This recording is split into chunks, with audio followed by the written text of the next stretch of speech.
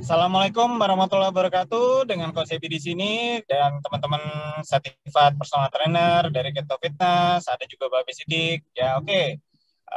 Kita akan mengadakan podcast ya kali ini. Kebetulan aku lagi mobile, ya jadi podcast on mobile. Oke. Kita akan membahas topik kali ini adalah kesalahan pemula dalam melakukan latihan beban. Nah, gitu. Jadi sudah banyak teman-teman warrior, cavalry yang memang sudah pengen latihan beban ya, dan Keto Fitness sudah melakukan kelas pelatihan latihan beban itu sudah sejak tahun 2020. Jadi sudah ribuan warrior yang sudah mengikuti kelas pelatihan Keto Fitness dan kelas pelatihannya tiap akhir pekan gratis ya teman-teman. Jadi bagi teman-teman yang belum pernah ikutan, silakan ikutan. Stay tune terus di Keto Fitness dan di Keto Fasosis ya, linknya selalu dibagikan. Nah, jadi sudah banyak yang menanyakan nih, gimana sih latihan beban? Oke, sudah rutin dan sebagainya, tapi kok hasilnya belum optimal. Nah, jadi kita bahas kali ini adalah optimalisasi, ya optimalisasi bagaimana latihan beban baik yang benar. Kemudian juga maksudnya kita akan membahas kesalahan-kesalahan, ya kesalahan-kesalahan apa saja yang biasanya dilakukan oleh pemula dalam latihan beban. Oke, ada beberapa topik ya, beberapa poin-poin yang akan kita bahas dalam podcast kali ini. Ya, yang pertama nih yang paling penting ya. Nah, jadi yang pertama yang paling penting adalah banyak teman-teman yang berpikir adalah kalau mau latihan beban itu atau mau meningkatkan massa otot ya. Nah, jadi yang mau meningkatkan massa otot itu pengennya ototnya secepat dengan hilangnya lemak di badan. Nah, ini yang mungkin harus direvisi ya, karena banyak dari teman-teman kita melakukan ketofastosis lifestyle ya, turun lemaknya itu bisa cepat ya, ada yang turun BB sebulan itu bisa 15 kilo ya. Aku pribadi turun BB dalam waktu 2 bulan 18 kilo gitu ya. Nah, tiap orang beda-beda ya. Jadi bagi teman-teman yang masih dalam fase lipolisisnya bagus, penurunan lemaknya, ya BB-nya turun ya, jangan bandingkan turunnya BB kita dengan BB orang lain gitu ya. Jadi ada yang kok itu bisa lebih cepat dan sebagainya, nggak usah. Nah, sekarang konteksnya dalam latihan beban adalah kita fokus di latihan beban itu meningkatkan massa otot itu tidak bisa secepat hilangkan lemak. Nah, logikanya gimana? Logikanya sama aja kalau misalnya teman-teman pernah melihat nih ya, teman-teman pernah melihat gedung dihancurkan ya. Nah, gedung misalnya udah nggak dipakai lah, rumah dihancurkan, itu jauh lebih cepat ketimbang bangunnya, benar nggak? Nah, gitu. Jadi kalau misalnya ada gedung yang sudah tidak terpakai, yang kemudian mau dihancurkan segala macam, itu biasanya jauh lebih cepat. Apalagi kalau misalnya ngancurin gedung tingginya itu pakai bom, betul nggak? Langsung ambiar tuh. Nah, kalau mau membangunnya, ya butuh sebuah proses yang luar biasa panjang. Nah, itu sama halnya dengan kita bangun otot. Nah, jadi ini mungkin logika yang teman-teman mudah-mudahan bisa masuk ya. Jadi kalau kita bangun rumah, ya bangun gedung, itu pasti akan jauh lebih lama juga ketimbang misalnya runtuh. Nah, jadi berapa banyak sih massa otot yang bisa didapatkan gitu ya, muscle gain-nya. Ya kalau untuk pria itu, dan ini semua tipikal ya, maksudnya kalau kita rutin latihan beban, nutrisi bagus dan sebagainya, itu setengah kilo sampai dengan 0,9 kilo ya, 0,9 kilo per bulan ya. Itu kalau semuanya in place, jadi kalau semuanya sesuai target ya, tidur bagus, 5 pilar KF bagus ya, semuanya bagus lah. Nah, tapi tiap orang beda-beda.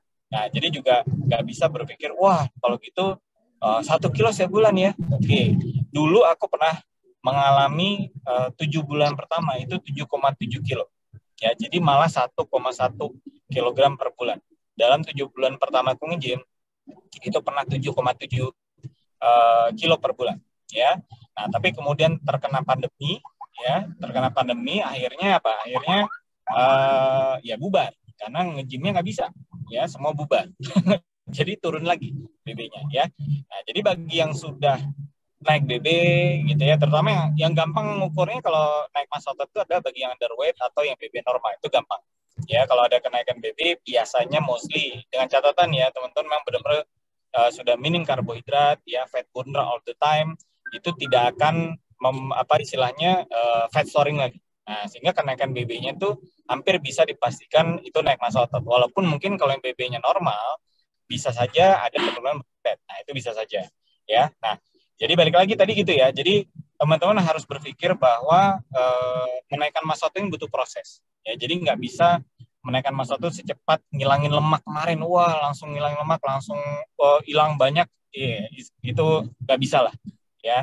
Nah, jadi kita harus berpikir secara persepsi yang berbeda ya. Ngilangin lemak cepat, tapi kalau untuk bangun otot itu semua butuh proses. Oke, itu poin pertama dari aku. Oke, ini teman-teman yang lain mungkin bisa lanjutkan, silakan. Mungkin Mbak Bisidik?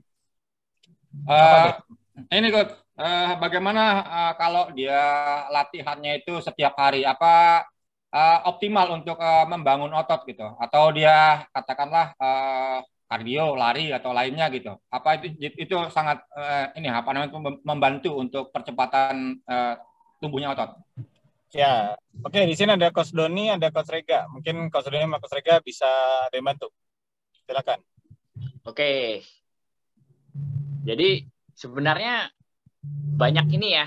Jadi kemarin tuh ada beberapa warrior yang japri ke saya ya. Jadi japri dia udah latihan banyak katanya, tapi kok kenapa massa ototnya nggak naik-naik ya. Gitu loh. Bahkan malah yang ada dia mengalami tidurnya agak susah ya. Jadi tidurnya itu bermasalah akhirnya gitu loh. Nah, seperti yang dibilang sama Babe tadi ya. Jadi akhirnya Coach Epi tadi bilang mungkin bangun otot itu tidak secepat ketika menurunkan massa lemak. Memang benar. Itu terjadi. Tapi efeknya nih ya, efeknya benar-benar akhirnya banyak warrior yang akhirnya wah, karena untuk bangun otot itu perlu effort, akhirnya effortnya itu jadi kebablasan. Mereka menganggap bahwa latihan beban tiap hari pasti ototnya akan cepat gede. Nah, cepat meningkat massa ototnya. Sebenarnya itu mindset yang salah. Ya. Karena kenapa? Kalau latihan tiap hari justru malah efeknya ya otot nggak akan cepat berkembang. Karena apa? Jeda istirahatnya pun akhirnya kepangkas. Satu ya. Terus yang kedua ya akhirnya terjadi malah tidurnya malah berantakan, terutama buat warrior-warrior yang masih mengalami masa adaptasi ya. Dia baru jalanin sekitar mungkin 3 bulan terus sudah latihan beban, adaptasinya belum sempurna ya. Terus langsung hajar latihan tiap hari. Ada yang japri tiap hari latihan bahkan pagi sampai sore. Pagi latihan push up, sorenya latihan squat. Ya kayak gitu. Itu malah nggak bikin apa ya, nggak bikin berkembang ya. Bahkan tiap hari Senin, Selasa, Rabu, Kamis, Jumat, Sabtu, Minggu nggak ada sama sekali istirahat. Tapi efeknya akhirnya loh kok tidurnya berantakan. Apa karena tidurnya berantakan akhirnya ototnya nggak berkembang ya. Korelasinya akhirnya dua-duanya terjadi korelasi nih ya. Latihan tiap hari bikin kortisol makin naik ya, tidurnya akhirnya jadi berantakan, nggak punya waktu istirahat, ya jelas otot akhirnya malah nggak berkembang, yang ada malah overtrain. Nah itu kesalahan-kesalahan nih Babe yang sering terjadi nih buat pemula, yang akhirnya ujung-ujungnya malah latihan bebannya disalahkan. Ya. Ketika terjadi overstress atau mungkin overtraining, justru yang disalahkan adalah sebenarnya latihan bebannya. Memang kalau ngelihat effort yang dilakukan memang ya itu karena latihan bebannya. Tapi kalau latihannya justru malah diprogram nih ya, terprogram tidak tiap hari ya, itu sudah saya yakin pasti akan lebih cepat optimal berkembang dan ya tentunya juga akan mudah ya untuk menjaga relaksasi juga. Karena bangun otot itu terjadi di tidur ya. Latihan bebannya itu hanya demand ya. Mungkin Mas Tio sudah jelasin latihan bebannya itu hanya demand. Jadi buat pemula terus gimana ya, kalau mau latihan ya Senin mungkin latihan, Selasa istirahat, Rabu latihan, Kamis istirahat ya. Boleh dibilang adalah untuk pemula itu bisa selang-seling lah buat untuk waktu istirahatnya.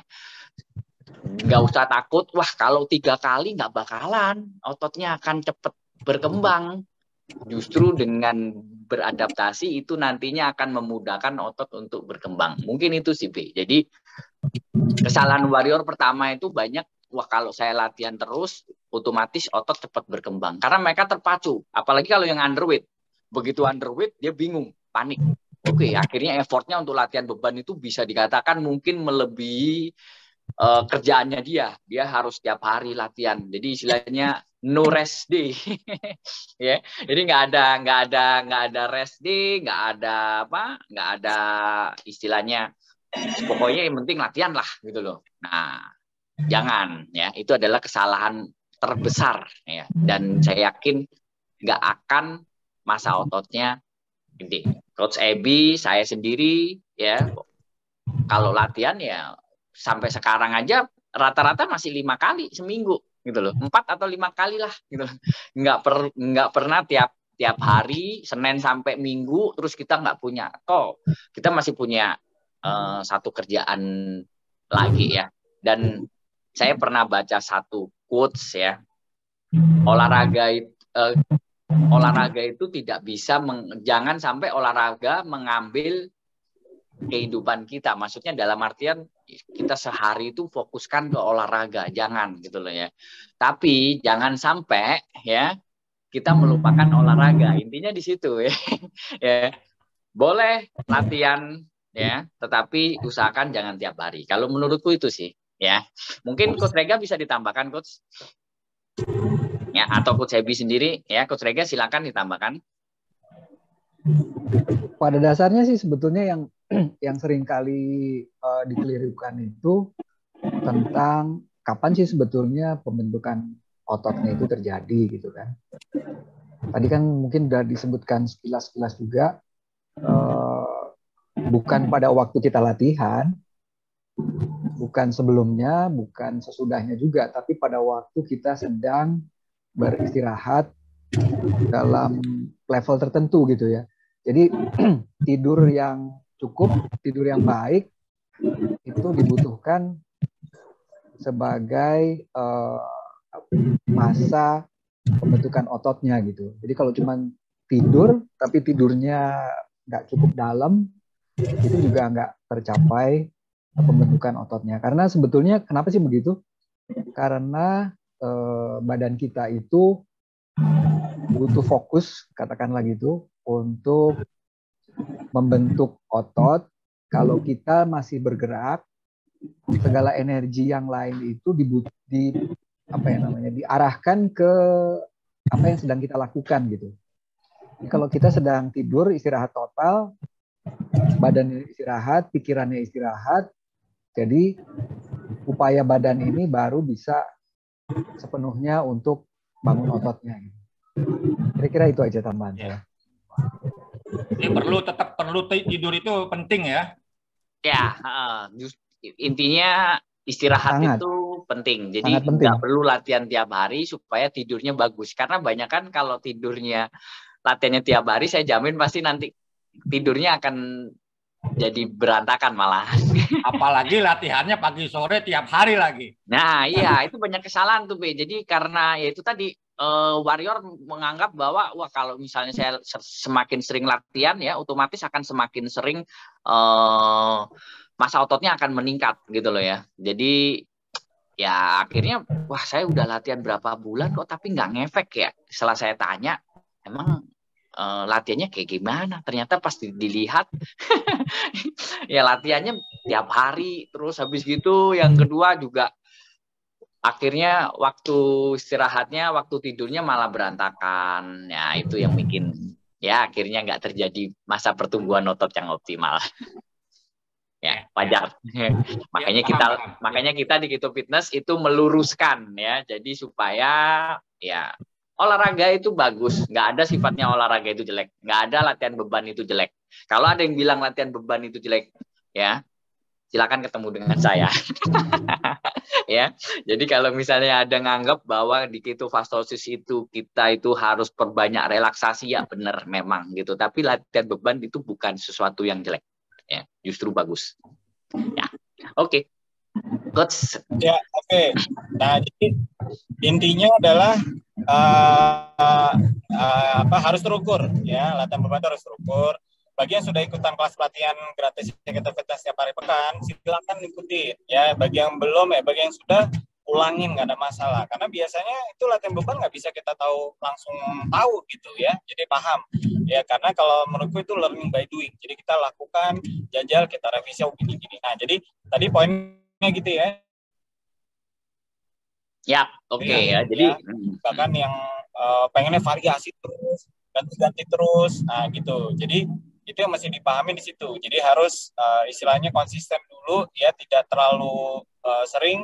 Seminggu cukup 4-5 kali, ya itu cukup. Karena harus ada namanya rest day.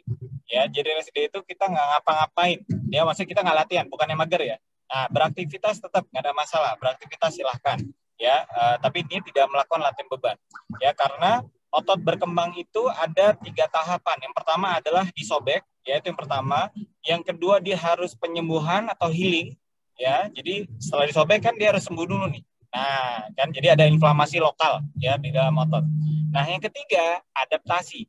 Nah, tahap ketiga ini yang biasanya banyak orang melewatkan. Jadi banyak orang yang kemudian mereka nggak melakukan atau latihan lagi, digeber lagi lah. Ototnya aja belum bisa nambah ya secara volumenya, ya udah digeber lagi, dihajar. Nah, jadi makanya kenapa harus ada rest day. Jadi otot itu berkembang pada saat memang istirahat, kita tidur, dengan tidur cukup 7-8 jam, kemudian pada saat memang kita nggak latihan beban.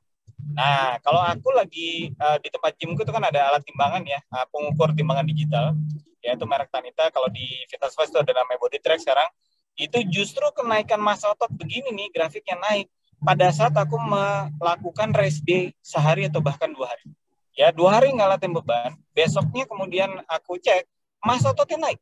Nah, gitu ya. Nah, ini yang mesti dipahami teman-teman. Ya, oke. Jadi kita bahas yang di situ adalah jangan keseringan, ya terukur, ya gitu. Kurang lebih kayak gitu. Ya. Nah, terus yang berikutnya apa nih, Be? Ya, mungkin gak makan banyak ya, Be. Ya, gimana, Be? Nah, jadi kalau misalnya kalau kita sudah mulai latihan beban, ya biasanya sudah mulai ada rasa lapar, ya. Nah, rasa laparnya yang paling penting, kalau sudah rasa lapar ada, ya refill lah dengan hewani, ya bukan ngenyanginya dengan visio. Ya, jadi ini mesti dipahamin nih, ya. Jadi kita butuh asupan protein. Nah, protein dari mana? Protein dari hewani. Nah, jadi kalau misalnya rasa laparnya meningkat, nggak apa-apa makan banyak. Ini yang mesti dipahamin, jadi makan banyak, jangan khawatir nanti badannya jadi gendut. Nah, itu tidak akan terjadi ya, teman-teman ya. Jadi kalau memang nanti makan banyak, selama itu hewani full, ya tidak ada karbo atau sangat minim karbo, ya itu kita tidak akan gemuk lemak, ya. Jadi kita akan gemuknya gemuk otot. Nah, itu yang mesti dipahamin ya, teman-teman ya. Gimana, Coach Rega, Coach Sudoni mungkin ada tambahkan masalah makan? Ya, betul sih. Jadi makan itu kadang banyak warrior latihan tapi asupan nutrisinya terutama protein itu kurang. Ya, itu sering terjadi. Sering terjadi asupan proteinnya itu kurang, akhirnya malah bikin karena protein itu juga sebagai building block ya. Jadi building block itu dia juga membangun sel-sel otot yang sudah disobek supaya pertumbuhannya itu optimal. Nah, akhirnya ya nggak terjadi ya karena proteinnya kurang ya. Mungkin melihat wah gaya hidup ketofastosis ini adalah high fat low carb ya, jadinya fatnya yang dibanyakin. Jadi proteinnya jadi dihilangin. Jadi kayak misalnya makan telur nih ya, telurnya akhirnya dipisah, lebih banyak makan kuningnya, nggak usah dipisah-pisah lah makan telur itu, jadiin satu aja lah ya, nggak usah dipisah kuning, nggak usah dipisah putih, udah makan aja dua-duanya karena protein, dua-duanya ada proteinnya, di putih ada protein, di kuning juga ada protein. Kalau makan putih aja itu proteinnya kurang lebih berkurang sekitar 40% ya. Kalau makan kuning aja itu berkurang sekitar 60% ya. Jadi usahakan nggak usah dipisah-pisah ya. Nggak usah takut nanti bisulen ya. Ya. Pokoknya protein harus dipenuhi karena gimana pun juga itu adalah pertumbuhan otot optimal, harus perlu bahan baku ya, harus perlu ibaratnya nutrisi untuk recover ya. Di situ sih. Mungkin Coach Rega bisa ditambahkan.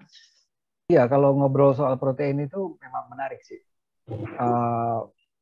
kalau di Keto Fitness kan selalu diulang-ulang gitu ya. Terus kemudian dianjurkan di awal-awal untuk masing-masing belajar tentang ya menghitung gitu. Mungkin agak susah di awal, tapi apa boleh buat.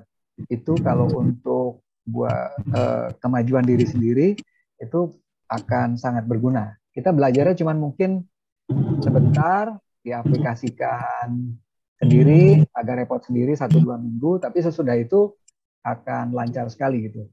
Yang menarik tentang protein itu kan dia materi yang dibutuhkan sekali sama badan buat bikin otot. Tapi persoalannya protein ini nggak bisa dibikin sama badan sendiri dalam jumlah yang memadai kalau kita mau melatih badan kita membentuk otot lebih banyak. Nah, jadi dia mesti diasup dari luar gitu. Makanya itu menjadi penting, kita butuh cukup asupan protein dalam makanan kita sehari-hari. Jadi kalau misalnya proteinnya dikit, gimana gitu? Ya nggak apa-apa sih, cuma nanti badannya akan makan otot. Jadi ceritanya Coach Doni tadi kan tentang kawannya yang banyak sekali porsi olahraganya, terus kemudian kok merasa ototnya nggak bertambah. Kalau dicek pakai timbangan yang bisa ukur fat dan muscle, mungkin muscle-nya berkurang juga gitu. Nah itu kenapa ya? Ya karena badannya nggak diasup secara cukup untuk proteinnya mungkin, dan juga tentang istirahatnya. Jadi di secara apa yang namanya di Keto Fitness ini kan kita penting menyeimbangkan 5 pilar dari ketofastosis itu. Itu tambahan saya sedikit. Oke, thank you, makasih Coach Rega. Oke, jadi gitu ya teman-temannya. Jadi jangan takut makan banyak, ya, jangan takut gemuk lagi, ya asalkan semuanya sudah minim karbo, itu tidak akan minim banget lah untuk gemuk lemak, ya.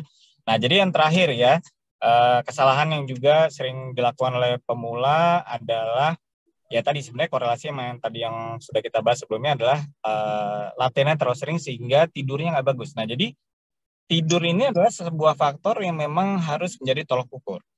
Kalau misalnya kita latihan bebannya secara terukur dan dalam porsi yang benar, tidurnya malah bagus.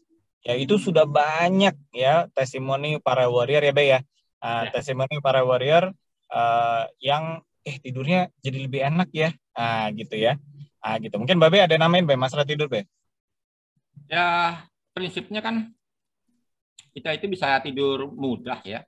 Kalau kondisi lelah ya, kemudian lagi kondisi perut kenyang.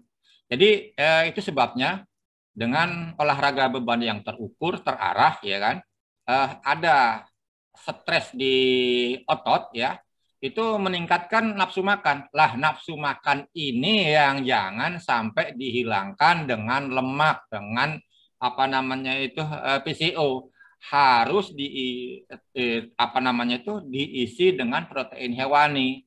Jadi apa namanya itu tubuh kita yang lelah itu perlu istirahat ya kan. Dengan kita makan yang protein yang cukup itu membuat apa namanya itu tidur kita tuh lebih mudah, lebih sempurna gitu. Kebanyakan kan orang kan bangun malam mau BAK ya atau lain-lain. Lah inilah yang ininya di saya sendiri secara pribadi ya. Saya itu kebangun-bangun itu menjelang subuh. Jadi kalau dia malam itu saya nggak pernah kebangun gitu. Karena apa? Porsi latihannya cukup ya. Kemudian lagi porsi dari nutrisinya, dari proteinnya juga cukup. Jadi tidur mudah dan sempurna. Dari saya seperti itu, Coach Sebi. Ya, makasih Babe. Nah, jadi tidur ya korelasinya. Jadi kalau misalnya tidurnya jadi susah, nah berarti memang olahraganya terlalu berat atau ada overtrain.